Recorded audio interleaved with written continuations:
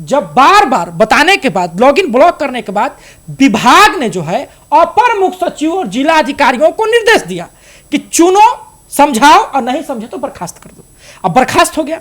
अब ये जो लेटर जारी किया गया है इसमें कहा गया है क्या कि जो सेवा नियमितीकरण की जो चर्चा चला रहे हैं आप लोग वो बिल्कुल झूठा है। और ये लेटर जारी कर रहा है और कह रहा है कि भैया हम कह रहे हैं कि नहीं देंगे, तो फिर तो बात ही नहीं हुई।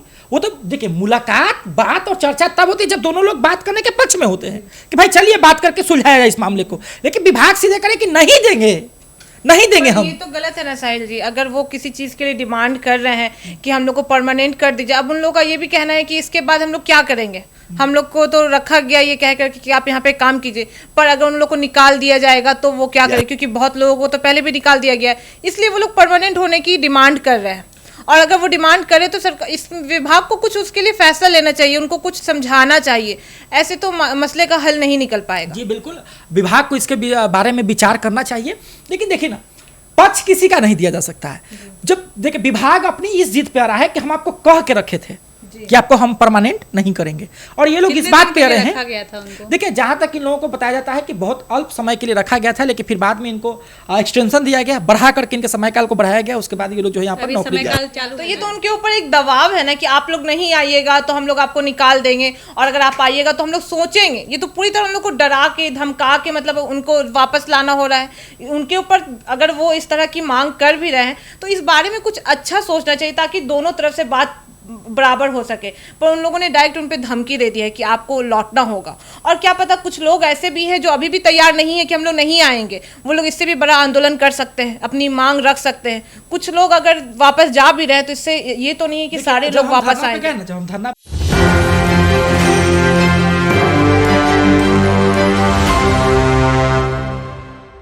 नमस्कार, मैं हूं सपना और आप देख रहे हैं एक न्यूज़ 24। संविदा कर्मचारियों का मुद्दा वर्तमान में काफ़ी गरमाया हुआ है। आपको बता दें कि सेवा नियमितीकरण को लेकर अफवाहें तेज़ी से फैल रही है, जिससे कर्मचारियों में चिंता और असंतोष की स्थिति पैदा हो गई है। आपको बता दें कि विभागीय अफवाहों और दिक्कत ने माहौल को और भी ज़्यादा तनावपूर्ण बना दिया है। इसको लेकर कर्मचारी नियमित होने की उम्मीद में है, लेकिन सही जानकारी के अभाव में अफवाहों जोर पकड़ रही है। इस पे प्रशासन की ओर से स्पष्ट स्थिति न बताने के कारण कर्मचारियों को और भी ज़्यादा दिक्कत का सामना करना पड़ रहा है। यह स्थिति न केवल कार्यबल को प्रभावित कर रही है, बल्कि सरकारी कामकाज को भी इस पे असर डाल रही है। तो आज हम बात करते हैं हमारे सहयोगी साहिल जी से। साहिल जी, कब तक ये दिक्कत का सामना करना पड़ेगा हमारे कर्मचारियों को? अब देखिए हमारे हाथ में तो है नहीं कि हम दे दें उनको नौकरी, लेकिन देखिए आपने कहा कि उन लोगों को दिक्कतों का सामना करना पड़ रहा है। देखिए बाकायदा ये revenue and land reform department का ये लेटर जारी किया हुआ है, राजस्व एवं भूमि सुधार विभाग का ये लेटर जारी किया गया है। अच्छा, इस लेटर में कहा क्या गया है? ये लेटर क्या कह रहा है कि सेवा नियमितीकरण यानी कि जो परमानेंसी की मांग है, परमानेंट करने की, वो अफवाह फैलाई जा रही है। ऐसी कोई बात नहीं है। अब देखिए ना, पिछली बार जब ये लोग धरने पे बैठे तो इनके द्वारा सबको निगाहें जो है ना विभाग पर टिकी थी, क्योंकि संजय सरावगी जी माननीय मंत्री इस विभाग के, राजस्व और भूमि सुधार विभाग। इससे पहले दिलीप जायसवाल जी थे जो अभी भाजपा के प्रदेश अध्यक्ष हैं। तो अब देखिए इनका अब इनकी नियुक्ति कब हुई थी? जब इन लोगों को नियुक्त किया गया था उस समय राजद और जदयू की महागठबंधन की सरकार थी और आलोक मेहता उम्मीदता इनके विभाग के मंत्री थे, उनको उस समय करवाया गया था।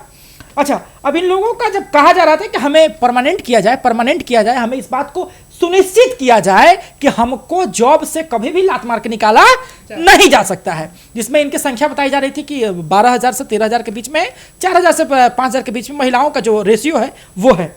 विभाग ने पहली बार जब अपना बयान दिया, अपना जब जवाब में स्पष्टीकरण कहा, तो कहा कि जब ये लोग शपथ पत्र दिए थे उसमें कहा गया था ना जी कि संविदा कर्मियों का परमानेंट नहीं होगा।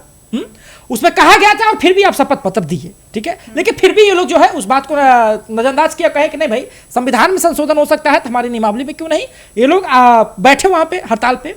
और क्या हुआ कि जब बार बार बताने के बाद, लॉगिन ब्लॉक करने के बाद विभाग ने जो है अपर मुख्य सचिव और जिला अधिकारियों को निर्देश दिया कि चुनो, समझाओ और नहीं समझे तो बर्खास्त कर दो। अब बर्खास्त हो गया। अब ये जो लेटर जारी किया गया है इसमें कहा गया है क्या कि जो सेवा नियमितीकरण की जो चर्चा चला रहे हैं आप लोग वो बिल्कुल झूठा है। और ये क्या है, राजस्व एवं भूमि सुधार विभाग का भू अभिलेख एवं परिमाप निर्देशालय, इसने भी स्पष्ट तरीके से कह दिया है कि जो संगठन आपका है ना, संगठन जो बता रहा है कि परमानेंट होगा परमानेंट होगा, वो परमानेंट नहीं होगा। और जो बात कहा जा रहा है कि पॉजिटिव कन्वर्सेशन यानी कि जो सकारात्मक वार्तालाप हुई है उसका भी खंडन किया है, बिल्कुल खंडन कर दिया गया है। और देखिए ना, सबसे बड़ी बात क्या कही है इन्होंने कि 30 अगस्त तक टाइम है आपका, 30 अगस्त तक आप लौट जाइएगा, 30 अगस्त तक तो आपके बारे में विचार करेंगे कि आपको रखना है कि नहीं रखना है। आज जो 383 कर्मियों को जो निकाल दिया गया ना, बिल्कुल नहीं, उनके बारे में विचार हमको करना ही नहीं। स्पष्ट तरीके से विभाग ने भैया कह दिया है, ये बकायदा हम खुद नहीं कह रहे हैं, ये मेरे पास लेटर है राजस्व एवं भूमि सुधार विभाग का, आप भी देख सकते हैं कि बिल्कुल ये लेटर निकाला गया है, उसमें कहा गया। और देखिए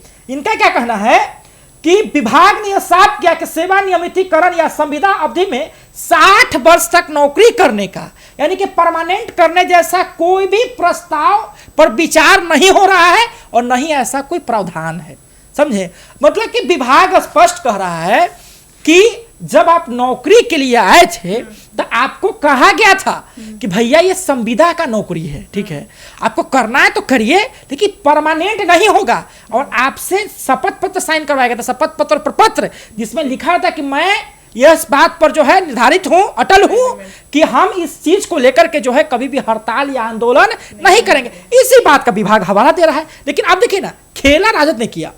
मंगनी लाल मंडल माननीय प्रदेश अध्यक्ष, नवनिर्मित प्रदेश अध्यक्ष, उन्होंने क्या कहा कि ऐसे ही संविदा पर जो है पहले जो है जो शिक्षिका हुआ करती थी और जो शिक्षक हुआ करती थी को सहायक का शिक्षक कहा जाता था, उनको लोगों की भर्तियां जो है करवाई गई थी। बाद में जाकर के सक्षमता परीक्षा ले जाकर के उनको जो है राजकर्मी का दर्जा दे दिया गया। तो इन लोगों को क्यों नहीं दिया जा सकता है, ये इनका कहना है। अच्छा, अब स्पष्ट तरीके से विभाग अपनी बातों पर है, ठीक है, कि भाई जब आप एफिडेविट साइन करके देवे किए, आप एक बार जब एग्रीमेंट साइन करके दिए तो हम क्यों दे आपको। अब इनका कहना है कि संविधान में जब संशोधन हो सकता है, बाकी चीजों में संशोधन हो सकता है, तो हमारी चीजों में क्यों नहीं हो सकता है। आप नियमावली बना करके हमारा नियुक्ति क्यों नहीं कर। अच्छा देखिए ना, इन्होंने स्पष्ट तरीके से क्या कह दिया है कि देखिए सकारात्मक वार्ता होने की झूठी खबर फैलाई जा रही है और इस आधार पर संविदा कर्मियों से चंदा वसूला जा रहा है। संविदा कर्मियों से चंदा वसूला जा रहा है, यह बात विभाग ने कहा। विभाग ने कहा कि भाई संविदा कर्मी की संख्या अच्छी खासी है, अगर उनसे चंदा लिया जाएगा तो संगठन चलेगा कैसे, चंदा तो लिया जाएगा। लेकिन अब संगठन क्या कह रही है कि 1 रुपया नहीं लिए हम, समझे, संगठन क्या कह रही है कि हम 1 रुपया नहीं लिए हैं, समझे। लेकिन जो विभाग आरोप लगा रही है कि ये लोग पैसा ले रहे हैं, विभाग ने कोई साक्ष्य नहीं दिया है। विभाग के पास कोई अभी तक एविडेंस उन्होंने नहीं दिया है कि कैसे वो कह रहे हैं कि पैसा ले रहे हैं, और इन्होंने भी कोई साक्ष्य नहीं दिया है कि ये कैसे कह रहे हैं कि हम 1 रुपया नहीं लिए तो बिना पैसा कैसे संगठन चला रहे हैं और बैठे हुए हैं कैसे आप। दोनों के दोनों कोई साक्ष्य नहीं दिया है। हालांकि जब हम फोनों पे हमारी उनसे बात हुई तो उन्होंने स्पष्ट तरीके से कहा है कि एक भी पैसा नहीं लिया गया है, समझे, और नहीं हमारे लोग जो है वहां पर। और अभी तो ये लोग आमरण अनशन पर बैठे हैं, भूख हड़ताल पर। भूख हड़ताल बहुत खतरनाक चीज है, समझे। एक दिन आप बैठ सकते हैं, 2 दिन आप बैठ सकते हैं, एक टाइम के बाद आपका बॉडी पैरालाइज होना शुरू हो जाता है।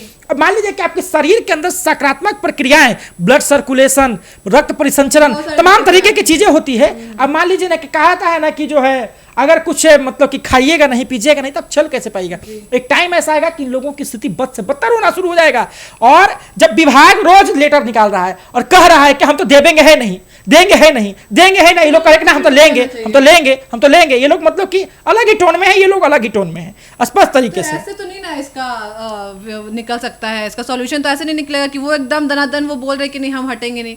इन लोग को भी, कर्मचारियों लोग को भी सोचना चाहिए कि उनके लिए क्या भी सही है। कहीं किसी बात पे उन लोग को मैनेज करना चाहिए, दोनों को बात विचार करके एक कोई पॉइंट उन लोग को मैनेज करना चाहिए। लेकिन बात यही है ना कि मैनेज करे तो कैसे। एक डेलीगेशन टीम होती है, प्रतिनिधिमंडल टीम होती है, मुलाकात होती है। विभाग जब बकायदा रोज लेटर जारी कर रहा है और कह रहा है कि भैया हम कह रहे हैं कि नहीं देंगे, तो फिर तो बात ही नहीं हुई। वो तो देखिए मुलाकात, बात और चर्चा तब होती है जब दोनों लोग बात करने के पक्ष में होते हैं कि भाई चलिए बात करके सुलझाया जाए इस मामले को। लेकिन विभाग सीधे करे कि नहीं देंगे, नहीं देंगे हम। ये तो गलत है ना साहिल जी। अगर वो किसी चीज के लिए डिमांड कर रहे हैं कि हम लोग को परमानेंट कर दीजिए, अब उन लोगों का ये भी कहना है कि इसके बाद हम लोग क्या करेंगे। हम लोग को तो रखा गया ये कह करके कि आप यहाँ पे काम कीजिए, पर अगर उन लोग को निकाल दिया जाएगा तो वो क्या करें, क्योंकि बहुत लोगों को तो पहले भी निकाल दिया गया है, इसलिए वो लोग परमानेंट होने की डिमांड कर रहे हैं। और अगर वो डिमांड करे तो सरकार, इस विभाग को कुछ उसके लिए फैसला लेना चाहिए, उनको कुछ समझाना चाहिए, ऐसे तो मसले का हल नहीं निकल पाएगा। जी बिल्कुल, विभाग को इसके बारे में विचार करना चाहिए। लेकिन देखिए ना, पक्ष किसी का नहीं दिया जा सकता है। जब देखिए विभाग अपनी इस जिद पे आ रहा है कि हम आपको कह के रखे थे कि आपको हम परमानेंट नहीं करेंगे, और ये लोग इस बात पे आ रहे हैं। देखिए जहां तक इन लोगों को बताया जाता है कि बहुत अल्प समय के लिए रखा गया था, लेकिन फिर बाद में इनको एक्सटेंशन दिया गया, बढ़ा करके इनके समय काल को बढ़ाया गया। उसके बाद ये लोग जो है यहाँ पर नौकरी काल चालू है ना, राजस्व महाअभियान जैसे बड़ा मुहिम को संपन्न कराने में यही लोग जो है बहुत अधिक अपनी भूमिका निभाते हैं। लेकिन अब उसमें भी ये लोग खेला कर दिए क्या कि जब ये लोग हटे तो राजस्व महाअभियान पर प्रभाव पड़ना शुरू हो गया, समझे। तो क्या किए कि जो सीएससी कर्मी होते हैं ना, सीएससी कस्टमर सर्विस सेंटर, जहां पे कंप्यूटर के बारे में अच्छी खासी नॉलेज उनको होती है, तो हर शिविर में जो है मतलब कि जहां भी कैंप लगेगा उस कैंप में 4 सीएससी कर्मी जो है वहां पर मौजूद रहेंगे, ताकि मतलब कि डाटा को ऑडिट करने के लिए, डालने के लिए, उसको इन आउट इनपुट आउटपुट, ठीक है, उसको करने के लिए वहां पर मौजूद रहेंगे। तो देखिए जब विभाग सीएससी कर्मियों को ला रहा है ना कहीं मंशा स्पष्ट होती है कि देने की मंशा में नहीं। विभाग जब कहा जाता है ना कि अगर हमारी लड़ाई आपसे है, ठीक है, हम आपसे कुछ उम्मीद करते हैं, लेकिन बिल्कुल जो है आप दरकिनार करके किसी और से उम्मीद करते हैं, तो बात ही खत्म हो गई। ये तो बात ही खत्म हो गया। यहाँ पर जब संविदा कर्मियों से मांग थी, संविदा कर्मियों की मांग थी, विभाग अगर संविदा कर्मियों के ऊपर एक्शन लेता है या विभाग रुका रहता है, विभाग ने तो ऑप्शन ढूंढ लिया ना, विभाग ने तो ऑप्शन ढूंढ लिया। अब जब कहा था ना कि किसी के पास ऑप्शंस होते हैं, ठीक है, तो फिर उसको किसी के मोहताज क्या, विभाग को मोहताज क्या। तो विभाग के पास जब ऑप्शन है, उनका काम जब पूरा हो ही जाएगा, ठीक है, फिर उन लोगों के लिए नहीं। लेकिन ये लोग भाई जो लोग सस्पेंड कर दिए गए ना, विभाग तो स्पष्ट कर रहा है कि जो लोग अभी हड़ताल पर हैं, वो तो स्पष्ट कर रहा है कि कई लोग तो वापस आ गए हैं, प्रतिवेदन दे दिया है कि ना भाई हम दोबारा ज्वाइन करेंगे, ठीक है। कई लोगों का लॉगिन भी खोल दिया गया है और कह रहा है कि 30 तारीख तक लौट आइए, हड़ताल से 30 तारीख तक लौट आइए। फिर तो साहिल जी उनका कोई रास्ता नहीं निकला ना, वो 30 तारीख को अगर वापस आ जाते तो फिर इतना अनशन ये करने का क्या फायदा इससे। विभाग यही तो दिखाना चाह रहा है ना, विभाग यही तो दिखाना चाह रहा है कि 30 तारीख तक अगर नहीं आइएगा ना, जो ये मिल रहा है वो चल जाएगा, समझे। जो मिल रहा है वही कहीं ना कहीं संगठन को पर दबाव पड़ेगा, समझे। क्योंकि तो कोई फायदा नहीं हुआ। एक बात समझ लीजिए, ठीक है, कि जहां 10 की संख्या हो और 5 लोग डर गए, समझे, तो वो उसमें एकता रहेगी ही नहीं रहेगी स्पष्ट तरीके से। तो वो संगठन तब चलता है जहां पर सब लोग डटे हुए हैं, समझे। और ये जो कहा ना कि माइंड गेम, समझे, माइंड गेम, एक कहावत है पुराने फिल्मों के, बाप को पकड़ के मारो तो बेटा सच बोलेगा, समझे। तो साहिल जी, लोग अगर रिटर्न होंगे तो संगठन पे प्रभाव पड़ेगा। जिसको मतलब सस्पेंड कर दिए हैं, तो क्या उनको दोबारा रखा जाएगा? नहीं, विभाग ने कहा, क्या कहा कि बताते चले कि कभी कुल 383 विशेष सर्वेक्षण संविदा कर्मियों को बर्खास्त किया गया है, बर्खास्त कर्मियों पर कोई विचार नहीं किया जाएगा। स्पष्ट देखिए इस लेटर को, बर्खास्त कर्मियों पर कोई विचार नहीं किया जाएगा। यानी कि स्पष्ट है कि जो लोग को सस्पेंड कर दिया गया है, गवर्नमेंट और विभाग उनके बारे में सोचने के लिए अब बिल्कुल नहीं चाह रही है कि ना आपको कर दिया गया ना सस्पेंड, जी आपके बारे में हम नहीं सोचेंगे। ये किसके बारे में सोचेंगे? जो लोग वहां हड़ताल पर भी बैठे हैं, और वो लोग जाएंगे तो वो क्या कह रहे हैं कि आपके लिए ऐसा नहीं कि जाइए आप ज्वाइन कर लेंगे, आपके बारे में जो है वहां पर आने पर, योगदान पर होगा विचार। यानी कि सोचेंगे हम कि दें आपको कि ना देखें। ये सब तो बंद करवाने का है ना, कि गाना था ना पुराने जमाने का, सोचेंगे तुम्हें प्यार करें कि नहीं, समझे। वही स्थिति न कि सोचे तुम्हें दोबारा उद्धार करें कि नहीं। एक बार तो आपको हम निकाल दिए हैं, है ना, तो यही बस। पर ये कहीं ना कहीं तो उन लोग को डराने के लिए, ताकि वो लोग ये जो आंदोलन कर रहे हैं ये रुक जाए, और आप लोग क्योंकि इस तरह से डायरेक्ट उन लोग को धमकाना हुआ ना कि अगर आप लोग अब नहीं आइएगा तो हम लोग आपको निकाल देंगे। तो इसमें भी तो फरीदा जी है ना कि ये सोचेंगे कि आगे क्या करना है उनके आने के बाद। तो ये तो उनके ऊपर एक दबाव है ना कि आप लोग नहीं आइएगा तो हम लोग आपको निकाल देंगे, और अगर आप आइएगा तो हम लोग सोचेंगे। ये तो पूरी तरह उन लोग को डरा के धमका के मतलब उनको वापस लाना हो रहा है उनके ऊपर। अगर वो इस तरह की मांग कर भी रहे हैं तो इस बारे में कुछ अच्छा सोचना चाहिए, ताकि दोनों तरफ से बात बराबर हो सके। पर उन लोगों ने डायरेक्ट उन पे धमकी दे दी है कि आपको लौटना होगा। और क्या पता कुछ लोग ऐसे भी हैं जो अभी भी तैयार नहीं है कि हम लोग नहीं आएंगे, वो लोग इससे भी बड़ा आंदोलन कर सकते हैं, अपनी मांग रख सकते हैं। कुछ लोग अगर वापस जा भी रहे तो इससे ये तो नहीं है कि सारे लोग वापस आएंगे। जब हम धरना पे गए ना तो वहां पर पता क्या चला कि लोगों का कहना है कि निकाले हैं तो सबको निकाल दीजिए, एक को करके काहे निकाल रहे हैं? ये तो लग रहा है कि जो रोजगारी हो गया है कि रोज इतना को छांटना है। लेकिन ये बात समझिए कि एक बार जब सबको निकाल दिया जाएगा, सबको तो नहीं निकाल दे सकते क्योंकि कुछ लोग काम कर रहे हैं। अगर 10,000 को एक बार निकाल दिया, 10,000 सड़क पर उतर गया तो उसको संभालना मुश्किल हो जाएगा, समझे? 10,000 की संख्या को संभालना मुश्किल हो जाएगा। अच्छा देखिए, बिहार में कहा जाता है ना कि सरकारी नौकरी मतलब भगवान से भेंट, समझे? एक लड़का बेचारा रहा था, कह रहा था कि भैया लड़की देखने आता था, कहता है कि परमानेंट वाले हैं कि संविदा पर है, समझे? रो रहा था बेचारा, कह रहा था कि शादी नहीं होता हमारा, समझे? इसके लिए दिक्कत है। तो ये बड़ी बात है, समझे? बिहार में रोजगार के लिए बहुत दिक्कत, समझे? बिहार में कहते हैं कि जिस आदमी के पास रोजगार नहीं वो आदमी बेकार है ना? जिसके पास रोजगार नहीं वो आदमी बेकार है। तो रोजगार दिया कहाँ जाता है यहाँ पे? रोजगार तो दिए तो ना ज्वाइन किए, तो कुछ दिन में तो छीन रहे हैं ना। देखिए उनका स्पष्ट कहना है कि तेजस्वी यादव और सीएम नीतीश ने हमारी नौकरी दी और एनडीए की सरकार ने छीन ली, ठीक है? ये उनका कहना है, हमारा नहीं कहना है, उनका कहना है स्पष्ट तरीके से। अब वो लोग जो सुरेशी जी, कहीं ना कहीं नहीं लग रहा है कि चुनाव से पहले ये लोगों को धमकाया जा रहा है, उनको कुछ लिख के मतलब दिया जा रहा है कि तुम जो है शांत रहो, चुनाव तक कम से कम शांत रहो, माहौल ठंडा हो जाए। हक छीना जा रहा है बस। एक जो हम लोग के यहाँ हक है इंडिया में कि आप अपने लिए लड़ सकते हैं, तो उनको ब्लैकमेलिंग करके आप उनसे छीन रहे हैं ना उनका हक, कि वो आप आंदोलन नहीं कर सकते, आप अपने हक का चीज नहीं मांग सकते। चुनाव से पहले आंदोलन कर सकते हैं, आंदोलन कर सकते हैं, आंदोलन कर सकते हैं, मतलब कि अपनी मांग को रख सकते हैं, क्योंकि हम तो लोकतांत्रिक राज्य में रहते हैं। आंदोलन तो कोई भी कर सकता है। हाँ, ये कहा जा रहा है कि जो लोग हड़ताल में बैठे हुए हैं आ जाओ यहाँ पे, आप क्यों बोले माइंड गेम खेल के वो ये बंद करवाना चाह रहे हैं। मेरे कहने का वही मतलब है कि माइंड गेम खेल और सरकार यही चाहता है कि यहाँ पे बस आंदोलन ही हो। आंदोलन पर करते हैं लोग, पर उसका असर सरकार के ऊपर जाता ही नहीं है। वो या तो इस चीज़ को बर्खास्त कर देते हैं या इस पे एकदम वो सुनते ही नहीं है कि उन लोग आंदोलन, अगर आंदोलन लोग कर रहे हैं तो वो अपनी मांगे पूरी करवाना चाहते हैं, पर यहाँ पे मांगे पूरी होती ही नहीं है। उनको डरा के धमका के उनको इस चीज़ से निकाल दिया जाता है। देखिए आपने कहा कि आंदोलन होंगी, मांगे नहीं पूरी होंगी।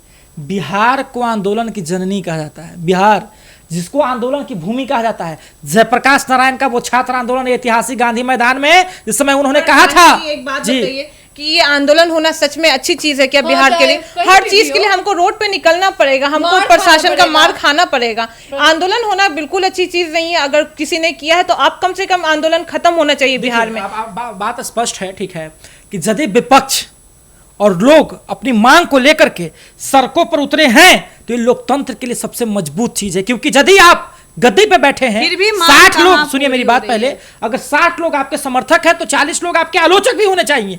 वरना अगर एकाएक कहीं आंदोलन नहीं होगा, कहीं विरोध नहीं होगा, कहीं किसी को रोका नहीं जाएगा तो ये कोई भी गवर्नमेंट हो वो तानाशाह बन जाएगा, समझे? अपनी मांग को लेकर के कोई भी व्यक्ति आंदोलन करने के लिए स्वतंत्र है। साहिल जी, तानाशाह तो बिहार के ये नेता लोग बन ही चुके हैं, क्योंकि हर जगह आंदोलन हो रहे हैं और सरकार को इससे कोई मतलब नहीं, उनको कोई मतलब नहीं हो रहा है। देखिए अभी हाल फिलहाल की घटना देखिए, निंदनीय घटना जिसमें माननीय स्वास्थ्य मंत्री जी के ऊपर भीड़ टूट पड़ी।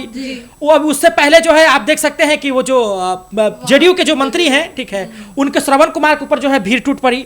और उसके साथ साथ मतलब कि आप कई जगह पर देखेंगे जहां पर बड़े बड़े मंत्री जा रहे हैं और वो जो है उनके पीछे भीड़ टूट जा रही है। ये बड़ी बात है, ये जरूरी भी है करना, क्योंकि बात से नहीं समझेंगे तो फिर तो पत्थर और लाठी से बरसाना पड़ेगा। अगर ये अल्टीमेटम दे करके उन्हें बुलाया भी जा रहा है ना, तो फिर ये असर तो दिखेगा ही ना, लोगों का गुस्सा तो निकलेगा ही, क्योंकि चुनाव तो आने वाला है, लोग तो वोट देंगे। उस टाइम में पता चल जाएगा सरकार को कि वो जिस तरह से उन लोग के बात को नजरअंदाज कर रहे हैं उसका उन्हें क्या फल मिलता है। देखिए तो ये तो स्पष्ट है, ठीक है, कि अब सरकार क्या करेगी, सरकार के अधिकार में क्षेत्र में है और उनके पक्ष में है। और उसके बाद जब उनको नहीं मिल पाएगा न्याय, ठीक है, तब वो क्या करेंगे, जो संविदा कर्मी है और उनके परिवारजन है, ये उनके अधिकार क्षेत्र में उनके पक्ष में है। ये देखना बहुत दिलचस्प होगा। तो कहीं ना कहीं ये देखना बहुत ही दिलचस्प होगा कि आखिर ये 30 तारीख तक होने क्या वाला है, कि क्या फिर से दोबारा रखा जाएगा संविदा कर्मियों को या फिर सबको दरखास्त कर दिया जाएगा। तो इसी तरह का न्यूज़ देखने के लिए जुड़े रहे हमारे साथ न्यूज़ 124 से। धन्यवाद।